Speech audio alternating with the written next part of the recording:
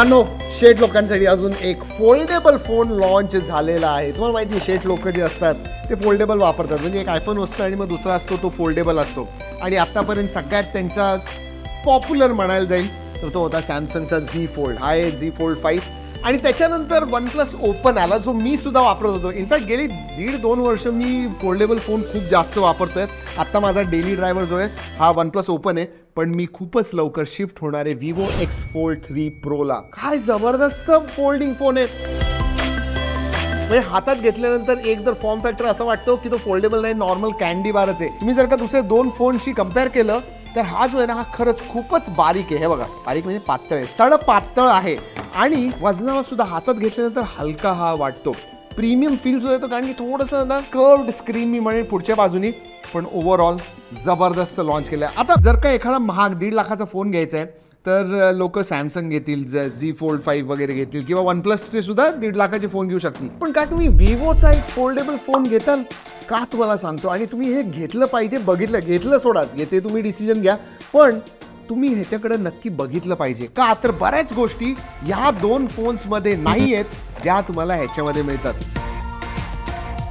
For me example, तिन्ही मी foldable phone वापरलेले आहेत आणि मला सगळ्यात मोठी त्यांची जी कंप्लेंट आहे ना ती म्हणजे कॅमेरा.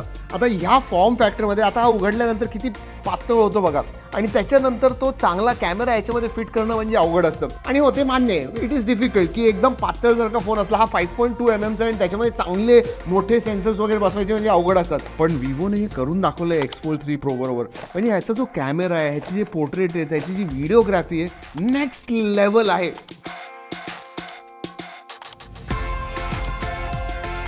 म्हणजे म्हणायला हे अजिबात हरकत नाही की this is one of the best camera foldable phones out there. हो, मागच्या बाजूला तुम्हाला 50+64+50 मेगापिक्सेलचा कॅमेरा सेटअप येतो, पुढं 32 मेगापिक्सेलचा सेल्फी येतो, आतमध्ये कव्हर डिस्प्लेला सुद्धा सेल्फी 32 मेगापिक्सेलचा येतो, आणि कॅमेराची क्वालिटी चांगली. G ड्राईव्हची लिंक देतो, नक्की जाऊन बघा. आता डिस्प्लेबद्दल म्हणायचं झालं, एकतर आतमध्ये 8.03 इंचची 2K स्क्रीन येते, 120 Hz LTPO AMOLED डिस्प्ले तर आहे. पुढचा सुद्धा जो डिस्प्ले तो 6.53 इंचचा 1.5Kचा डिस्प्ले, म्हणजे नॉर्मल फ्लॅगशिप लेवलमध्ये जसं डिस्प्ले असतो तसाच पुढचा डिस्प्ले तुम्हाला मिळतो. पण हो, हा डॉल्बी विजनला सुद्धा सपोर्ट करतो, HDR10+ सुद्धा आहे पुढचा. आणि आतला जो डिस्प्ले आहे दोघांसाठी 4500 निट्स ब्राईटनेस आहे, त्यामुळे ब्राईट डिस्प्ले आणि क्वालिटी जबरदस्त आहे. Again I can say that camera बरोबर जर का सगळ्यात चांगला डिस्प्लेवाला फोल्डेबल फोन असेल तर मी म्हणेन Vivo X Fold 3. आता स्पेसिफिकेशन्स बद्दल सांगायचं झालं, again greatest out there. 8 Gen 3 processor येतो, एकच वेरियंट येतो, 16GB RAM, 512GB storage, LPDDR5X RAM type येते, UFS 4.0 स्टोरेज टाईप येतं. ते सोडा, जे USB आहे ह्याचं USB 3.2 Gen 2 येतं. म्हणजे तुम्हाला मोठा डिस्प्ले वगैरे लावायचा असेल, 10 Gbps ट्रान्सफर स्पीड्स याच्यामध्ये तुम्हाला मिळतात. त्यामुळं स्पेसिफिकेशनच्या बाबतीत सुद्धा नेक्स्ट लेवल. आणि हे ते पेपरवरती दिसतं, AnTuTu स्कोर लिटरली 2 मिलियनच्या वरती येतो. जेन्सिंग इम्पॅक्टसारखा हेवी गेम तुम्ही 59.6 FPS वरती आरामात खेळू शकता, काहीच प्रॉब्लेम नाही. जर का आम्ही आता गेम खेळत होतो मित्रांनो, जवळ 40 मिनिटं मी जेन्सिंग इम्पॅक्ट खेळलो. इथं वरच्या बाजूला थोडा गरम होतो, खाली अजिबात होत नाही. आणि ते थोडा गरम होतो म्हणजे 46-47 डिग्रीज वगैरे टेम्परेचर जातं, त्याच्याहून जास्त जात नाही. त्यामुळं एक्सलेंट हायएस्ट सेटिंगवरती तुम्ही सगळं काही करू शकता. एकच गोष्ट म्हणजे स्पेसिफिकेशन जबरदस्त आहे, डिस्प्ले जबरदस्त आहे, कॅमेरा जबरदस्त आहे, म्हणजे काय जबरदस्त नाही आहे. आता जबरदस्त नाही असं नाही म्हणणार मी, पण OS ह्याच्यामध्ये फंटाचोस येते, which is based on Android 14. 3 वर्षाचे मेजर अपडेट्स मिळतात, 4 वर्षाचे सिक्युरिटी अपडेट्स मिळतात. आणि OS अशी गोष्ट आहे की ती सब्जेक्टिव्ह असते, तुम्हाला आवडेल नाही आवडेल. मी आत्तापर्यंत फंटाचोस स्वतः ॲज अ डेली ड्रायव्हर कुठल्याही फोनवरती वापरलेला नाही, कारण की विवो हा माझा डेली ड्रायव्हर नसायचा, नेहमी सेकंड फोन असायचा किंवा टेस्टिंगसाठी वापरायचा. पण हा मी आता टेस्ट करणार आहे, त्याच्यानंतर सांगणार आहे. पण बरीच लोक असं सुद्धा असतात, ते म्हणतात की फंटाचोस इतका काही चांगला नाही आहे. पण ह्याच्यामध्ये मी जेवढं वापरलेलं आहे टॅबलेटसाठी, म्हणजे मोठ्या फॉर्म फॅक्टरसाठी चांगला हा ऑप्टिमाइज्ड आहे. 2-3 फीचर चांगले येतात, AIची सुद्धा फीचर येतात. इनफॅक्ट जेव्हा त्याचा टीझर येत होता तेव्हा वरती Vivo X Fold 3 बरोबर AI सुद्धा लिहिलं, तर 3-4 AIचे सुद्धा फीचर्स येतात. ठीकठाक आहे, काही प्रॉब्लेम नाही आहे. हॅप्टिक फीडबॅक ह्याचा ठीक आहे. ओव्हरऑल जर का मी सांगायचं झालं एक मल्टीमीडिया डिव्हाइस वगैरे तुम्हाला पाहिजे तर डिस्प्ले, स्पेसिफिकेशन्स आणि कॅमेरा चांगला आहे. पण हो, OSच्या बाबतीत ठीकठाक मी म्हणेन. आणि हा व्हिडिओ आवडत असेल तर लाईक आणि सबस्क्राईब करायला विसरू नका मित्रांनो. आम्ही 1 मिलियन पोहोचलो, त्याच्यानंतर थोडी गाडी हळूहळू झालेली आहे. वाढवायची आहे, आपल्या मित्रांबरोबर शेअर करा, एस्पेशली ज्यांना फोल्डेबल फोन घ्यायचा आहे. पण आता श्रीकांतने सांगितलं की लाईक्स कमी येत आहेत. मित्रांनो 10,000चं टार्गेट आपण ठेवूया. 10,000 तर आरामात होतील. 15,000चं ठेवू. 15,000 लाईक. 10,000 नाही, 15,000 लाईकचं टार्गेट डन.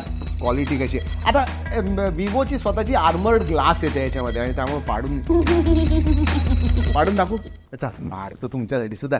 1 2 3 1.5 लाखाचा फोन धबाक्कन पडला खाली. शेट लोकांचा फोन धबाक्कन पडला खाली. ऐक आवाज तर खूप जोरात आला नाही, पण ह्याची बिल्ड क्वालिटी चांगली आहे आणि हलका काय माहिती का, कारण की ह्याची जी हिंज आहे ती जवळजवळ 15 ग्रॅम 14.9 ग्रॅम्सची वगैरे आहे.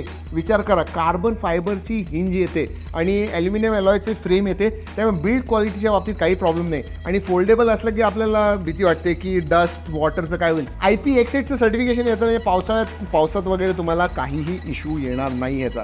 So absolutely no problem. एक गोष्ट जी OnePlus ओपनमध्ये मला खूप आवडते ते म्हणजे अलर्ट स्लायडर, आणि त्यांनी बरोबर इथं अलर्ट स्लायडरसुद्धा दिलेला आहे. Absolutely no problems. अजून एक गोष्ट सांगायची होती जी मी विसरलो डिस्प्लेबद्दल सांगायची. हा ना सगळ्यात मोठ्या बॅटरीवाला सुद्धा फोल्डेबल फोन आहे.